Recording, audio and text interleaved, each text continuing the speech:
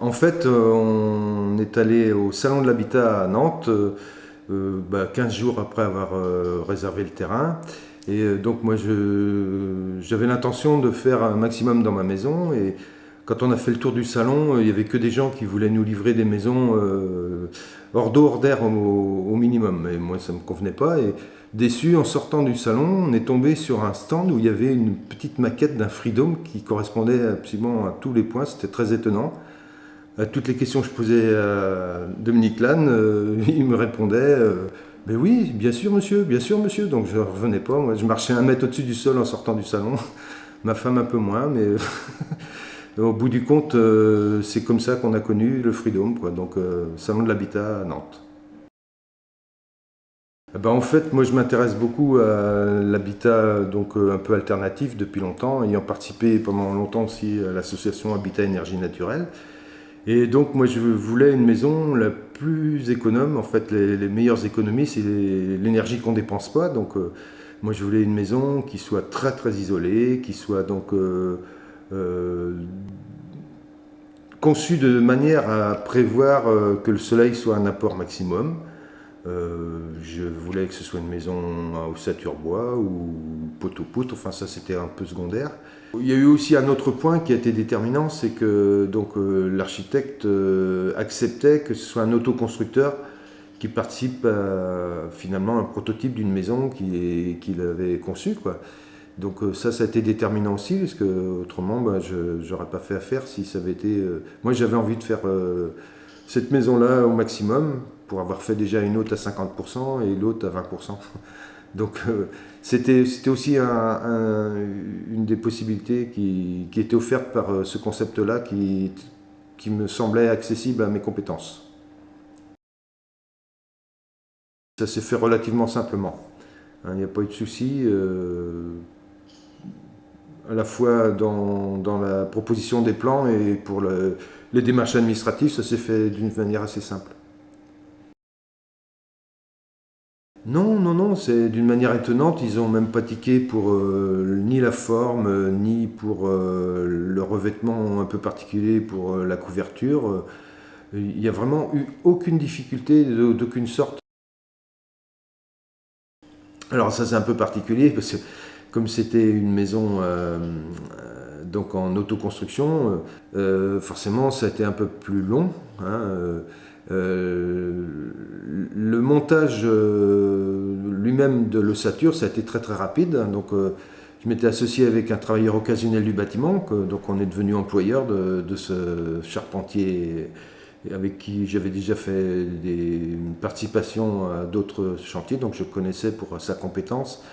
Et en fait, c'est plutôt celui qui nous taillait les pièces qui fournissait pas assez vite, à tel point qu'on a eu le temps de construire l'annexe, donc le préau atelier, en attendant qu'il puisse livrer à temps toutes les pièces. Donc ça s'est monté très très vite. Hein, en 2 mois, ça a été fini pour hors d'eau, hors d'air, quoi. C'était très très vite. Après, bon, c'est les phases de l'isolation où il y avait quand même un gros gros volume. Après, donc le plaquage, ça traînait un peu. Enfin, donc, mais c'était spectaculaire parce qu'au début, ça montait très très très vite, quoi. Donc, ça n'a pas été très très long. Hein. Sauf que forcément, quand après je me suis retrouvé seul sur le chantier, avec des coups de main de temps en temps pour les choses que je ne pouvais pas faire physiquement seul, ça a duré 1 an et demi, quoi, pour pouvoir habiter la maison. Donc ça reste relativement raisonnable quand c'est une autoconstruction, quoi. J'ai pas fait l'électricité, j'ai fini la plomberie parce qu'on a eu des soucis avec l'artisan. Après, donc, le chauffage, c'était pas dans ma compétence. Hein, donc, un poêle bouilleur avec des capteurs solaires, c'est vraiment au-delà de ma compétence. Et puis, même pour les réglementations, pour l'électricité, c'est pareil. J'ai pas non plus fait l'enduit, puisque nous, on a la particularité d'avoir un enduit chaud extérieur. Donc, ça, j'ai pas fait. J'ai pas fait l'escalier. Et puis, je crois bien que c'est tout ce que j'ai pas fait. Eh ben, en fait, c'était aussi ça qui était sympa parce que c'était donc un peu la validation de son concept. Donc, forcément, il y a eu des adaptations et lui, c'était intéressant pour lui de participer à l'élaboration. Il était content même de reprendre un peu d'activité physique et c'était assez sympa, une bonne ambiance, hein. Et donc il a participé à plusieurs étapes, et en particulier, ah oui, j'oubliais, donc le mur que vous voyez derrière, là, c'est un mur chauffant en briques de terre crue, et c'est une de ses spécialités. Et donc il a participé en fait à monter un groupe, enfin c'était un mur atelier quoi, pour que des gens apprennent à monter des murs comme ça, quoi. Donc lui, il a participé un petit peu au début quoi, pour montrer comment faire. Et il a mouillé aussi un petit peu sa chemise. Alors on est rentré, si je ne me trompe pas, Noël 2015. Donc la première nuit, on a passé le 24 décembre 2015. C'est facile à retenir. C'était notre cadeau. Et par contre, la salle d'eau n'étant pas, la faïence n'étant pas faite, puisque j'avais pas eu le temps, donc on continuait à aller prendre la douche dans le mobil-home. Et c'était pas très très confortable. Mais c'était la seule chose qui empêchait d'être complètement autonome dans la maison. Mais la cuisine était installée, le chauffage, tout était bien. Il y avait juste la douche qui ne fonctionnait pas. Donc ça fait 145 en tout, mais en fait d'habitable ça doit être 120 par là je crois. D'une manière habituelle, nous ne sommes qu'un couple, donc ma femme et moi. Mais bon, elle se remplit souvent avec les enfants, quoi. J'ai 4 enfants, donc ça arrive qu'on soit beaucoup plus nombreux. Pour l'électricité, je crois qu'on doit être autour de 500 € par an, en gros. Mais bon, on se prive de rien et le fer à repasser. Le sèche-linge pour les tissus éponges. Euh, Ouais, je fais du pain à peu près 2 fois par semaine, donc ça consomme pas mal aussi. Autrement, on est tout en lampe économisant l'énergie. Donc, ouais, je crois que c'est autour de 500 €, hein. Même si on paye le kilowatt un peu plus cher qu'avec EDF. Mais, et alors, autrement, la bonne nouvelle, c'est qu'au niveau du complément pour l'énergie, c'est des granulés de bois. Alors même s'ils ont augmenté sensiblement depuis les premières années, on tourne autour de 20 sacs par an, avec une moyenne de 4 € le sac de granulés de 15. Donc en fait le moins l'hiver, enfin l'hiver c'est pas que l'hiver, c'est puisque c'est toute l'année. Le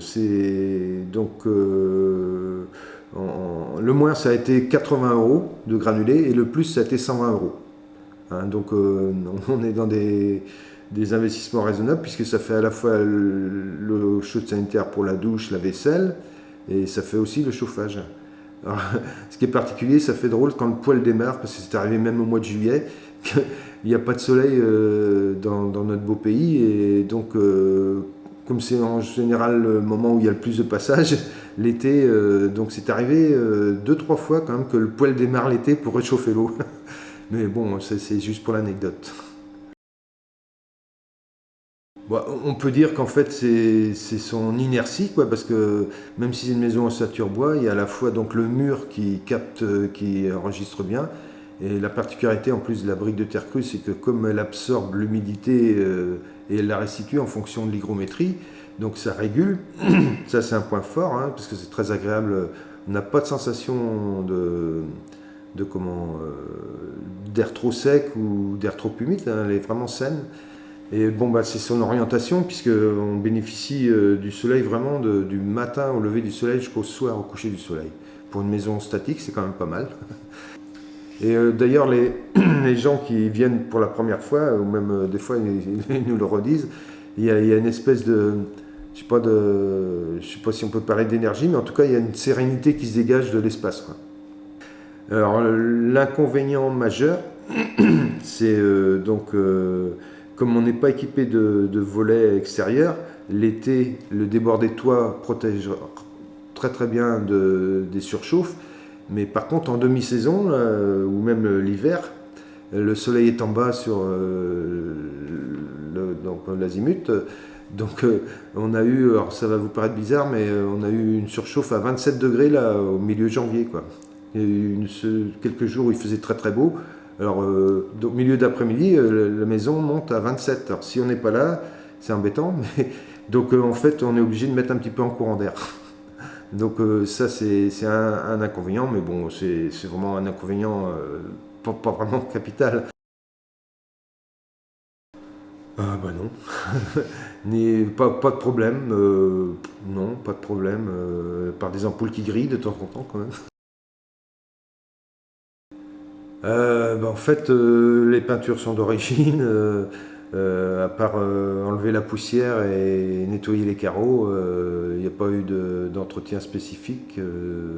Bah, si le poêle bouilleur, il faut le réviser et ramoner une fois par an, quoi, mais ça c'est de l'entretien courant. Autrement, donc, ça fait donc 5 ans maintenant plein qu'on vit dans cette maison et ben, il n'y a pas eu, d'entretien spécifique à faire, non. Rien n'a bougé. Oh là là. Alors ça c'est la question piège parce que donc en fait euh, comme on s'est fait plaisir avec des ouvertures du très haut de gamme, on s'est fait plaisir avec un escalier de très haut de gamme, donc c'est pas forcément la meilleure référence, mais je suis incapable de vous dire. Je suis incapable de vous dire parce que on a dû. Alors après, donc en plus il y a eu un grand préau parce que il fait 70 mètres carrés quand même le préau atelier, donc ça c'est compris dedans. Il y a eu donc le terrassement, toutes ces choses-là, donc côté rajouté. Je crois qu'on a dû dépenser tout compris, donc y compris le terrassement, les amenées d'eau, d'électricité et tout, donc tous les frais périphériques. Donc, mais c'est pas significatif parce que bon, j'ai quand même passé 1 an et demi avec des bonnes journées, donc ça n'a pas été chiffré. On a quand même embauché quelqu'un pendant 2 mois pour la charpente qui était bien payée. Mais donc, il me semble qu'on a dû dépenser 160 000 euros, quoi. Parce que c'est ma femme qui a fait le total. Donc, mais c'est pas que la maison, quoi. C'est aussi les à côté, les, les travaux d'adduction et d'évacuation, puis donc le grand préau atelier. Il y a eu tous ces frais annexes qui sont compris dedans, donc la maison elle-même, je suis incapable de vous dire. Donc on s'est équipé d'une tiny house pour pouvoir accueillir les enfants plus facilement, surtout que bah, on est quand même à 400 mètres de la plage, ça attire facilement mieux que si on était perdu dans la campagne. Et donc on s'est équipé d'une tiny house pour accueillir plus facilement les enfants, parce que donc il y en a un qui est à Berlin, l'autre qui est à côté de Nîmes. Donc plus les deux autres, quand tout le monde est là, c'est quand même pas possible de loger tout le monde, même si c'est spacieux. Donc on est très content de cette tiny et qui dépanne aussi des gens qui sont un petit peu en rupture et qui ont besoin d'un hébergement avant de retrouver un logement plus agréable. Il est alimenté par donc une trémie dans laquelle là donc on peut mettre jusqu'à 15 kg de granulés de bois. Et donc la particularité, c'est qu'il dégage très peu de chaleur dans la pièce, hein, c'est pas du tout fait pour ça. Par contre, je crois que c'est 90 ou voire 95% de la chaleur. Alors déjà, il est très très très performant, il reprend ses gaz, enfin bon, il est vraiment top, hein. Et donc il brûle vraiment, il y a très peu de cendres, ça c'est vraiment bien parce que il n'y a vraiment pas souvent à changer, donc bon, c'est très facile, hein. Il y a juste un système avec un tiroir là, et donc la particularité, oui, donc c'est qu'il est asservi avec le ballon, de telle sorte que quand la température dans le ballon, la température moyenne, hein, descend en dessous de 45 degrés, il démarre automatiquement, il n'y a vraiment rien à faire. Il s'alimente, il chauffe, et donc la pompe circule dans le ballon d'eau chaude et remonte la température du ballon à 65 degrés, et là il s'arrête. Donc tout pendant qu'il a des granulés, eh bien, il peut fonctionner, quoi. Qu'on soit là, qu'on soit pas là, on n'a pas à s'en occuper. Alors l'autre particularité aussi, c'est que là, le tuyau, en fait, il chauffe pas. C'est que la prise d'air, on avait le choix de la prendre par en bas, mais là, en fait, c'est un tuyau double gaine. Donc l'arrivée d'air se fait par la gaine extérieure, et le conduit de fumée est à l'intérieur, quoi. Donc une fois par an, donc, le chauffagiste qui l'a installé vient s'occuper de ça. C'est le seul inconvénient parce qu'il y a pour plus cher d'entretien annuel que de granulés. Donc la ramonage plus l'entretien révision, ça coûte 150 euros. Donc j'ai oublié de vous dire ça tout à l'heure. Ben voilà, donc vous avez l'essentiel là du système, hein. Donc là c'est le boîtier de régulation. On l'a aussi donc avec la sonde dans la pièce qui est la plus au nord. Donc nous en fait voilà le ballon, en fait c'est une eau morte, hein, dedans, hein, c'est pas celle qui nous sert, c'est quand même celle qui circule aussi dans les tuyaux blancs là, qui partent donc dans le mur chauffant. Alors donc là en ce moment bah, il fonctionne là, donc il y a de l'eau qui est envoyée. Alors forcément c'est pas de l'eau qui est à très haute température, il y a, donc on voit pas là derrière, mais il y a un échangeur qui renvoie aussi donc de l'eau froide pour envoyer, en fait c'est de l'eau tiède, hein. Dans le mur il part de l'eau à 25 degrés je crois, donc c'est pas foudroyant, mais ça suffit de rayonner pour la maison. Donc ça c'est la partie donc, qui distribue le chauffage dans le mur, là, les tuyaux blancs, enfin là il y a plein de choses devant, on voit pas bien, comme là aujourd'hui on voit bien c'est en gris, c'est même pluvieux, et l'eau donc arrive quand même du capteur solaire à plus de 35 degrés, presque 40 degrés. Là aujourd'hui où il fait gris, et on est au mois de janvier. Donc le solaire fonctionne pas que quand il y a du soleil, le rayonnement suffit aussi. Et donc ça envoie donc, de l'eau à 40 degrés en ce moment dans le serpentin bas.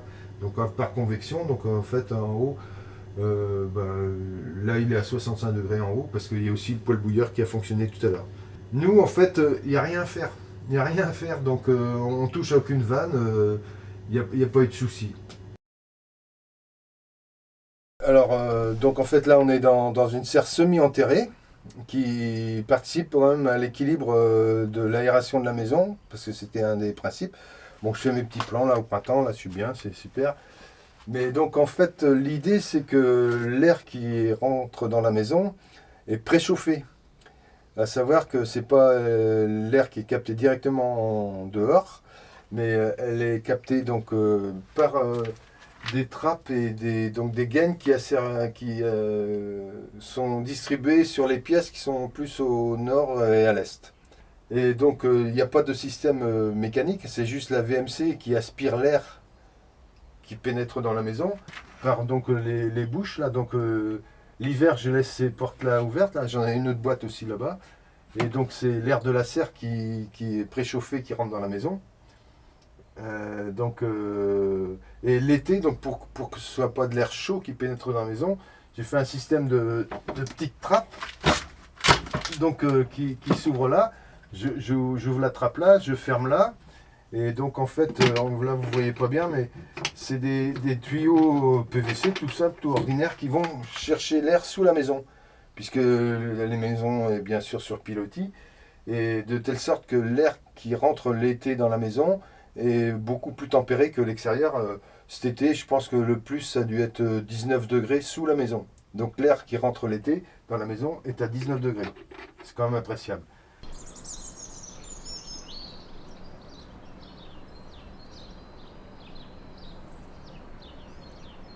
Et autrement, donc là, on a l'accès, la trappe pour voir sous la maison si tout va bien, donc la ventilation, le collecteur aussi de tout à l'égout là. Hop. Et il me reste des briques de terre crue, j'ai pas encore eu le temps, mais je vais les mettre là aussi pour réguler l'hygrométrie de l'air. Une autre particularité, c'est qu'au lieu que les gouttières soient en haut d'une maison, elles sont au ras, donc ça coule. Et c'est collecté donc, dans le collecteur là, donc. Et c'est renvoyé qu'un tuyau dans une citerne en ciment de 3000 litres qui est sous la terrasse. Ce qui permet d'avoir de l'eau pour arroser le jardin, laver la voiture, enfin l'usage plutôt jardinage et nettoyage. Par contre, on n'a pas mis le système sur le reste de la maison parce qu'il nous demandait une surcote de 1700 € pour avoir le droit de remettre ça sur notre WC. Donc on ne l'a pas fait.